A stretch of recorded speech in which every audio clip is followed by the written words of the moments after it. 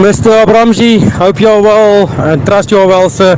It is Vlam, or Marius van der Merwe. Sir, I've seen your post on this Zama that was allegedly buried alive in Benoni. I'm the person that was there.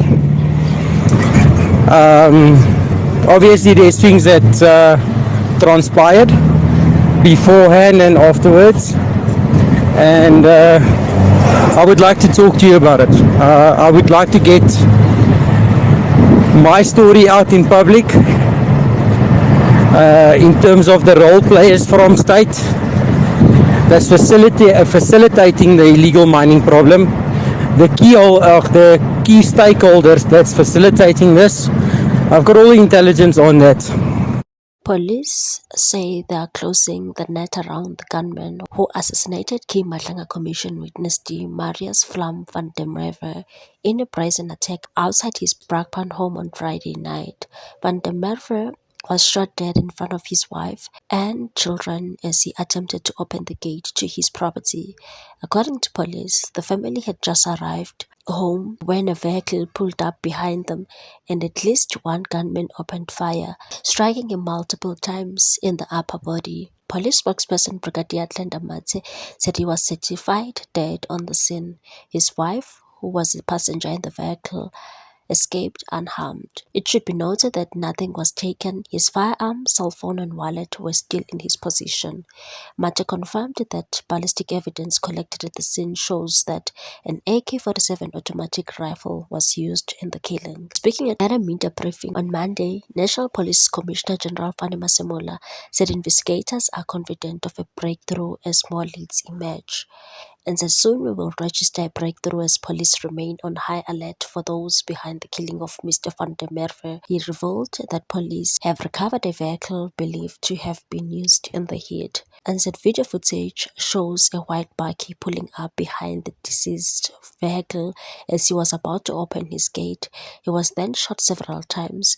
We believe a white Chevrolet bakkie abandoned in Alexandra fits the description of the vehicle. We've been searching for description of the vehicle. According to preliminary investigation, the bakkie was abandoned on Saturday morning, just hours after the murder, by two unidentified men.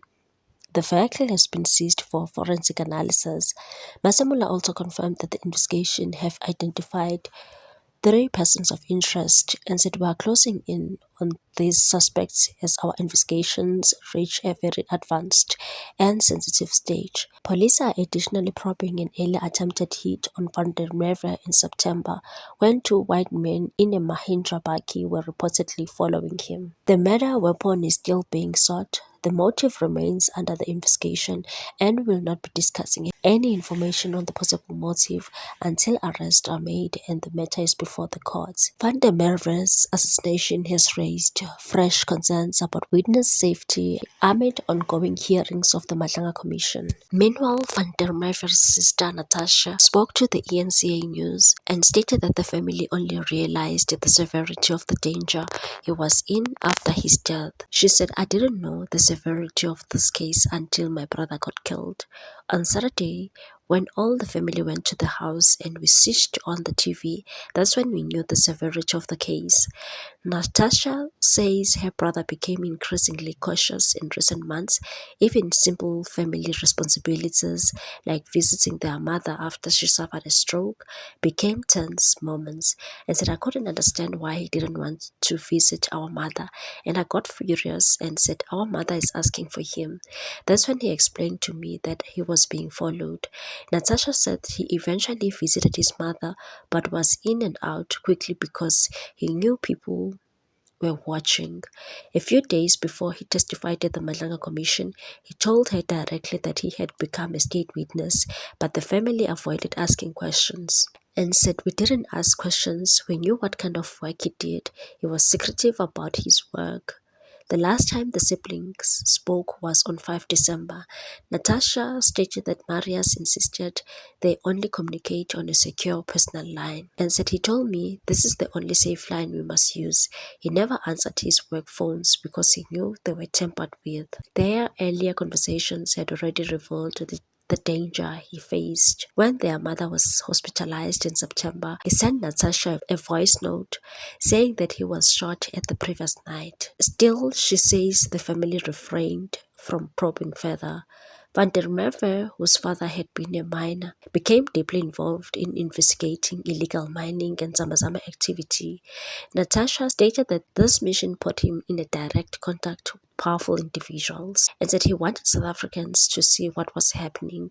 She claims Marius told her that they had permission from government to protect our mines. He mentioned they have high authority, the right to protect our mines and to do their work with the Zamazamas. Despite the environment he worked in, she insisted he rejected corrupt dealings and said Flam believed in justice.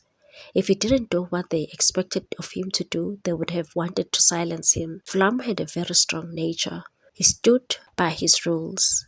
People said he wasn't living by the book. No, he had friends in the police and with other security people he was connected.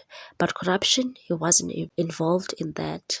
2 years ago, shortly after their father died, Marius confided in her that he had been pressured into doing something against his will. Natasha believes her brother may have pleaded with his killers in his final moments and said, "If I know my brother, I believe he begged them not to kill him in front of his wife and children."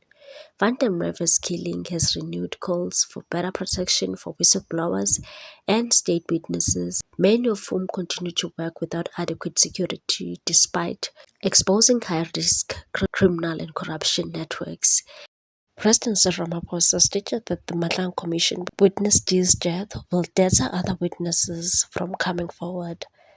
He said it's not acceptable that witnesses who are unraveling things and coming out with the truth of what has been happening, the rot that has been prevalent in our security cluster, are now, as they tell the truth, getting killed themselves. This is going to deter other witnesses from coming forward. I've said to the minister, they must make sure the investigation is thorough.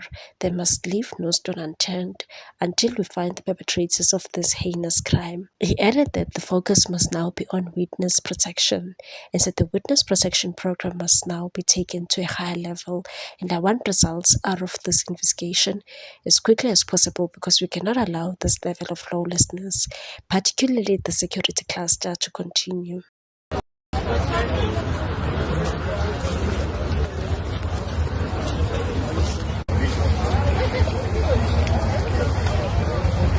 We can all stand a little bit closer, please, if we can.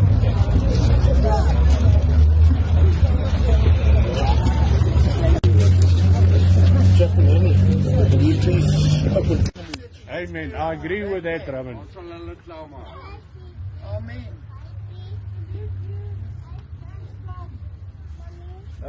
There's going to be a memorial ride later on, another evening. What's your take on this one, people? Thanks for watching. Please subscribe for more news.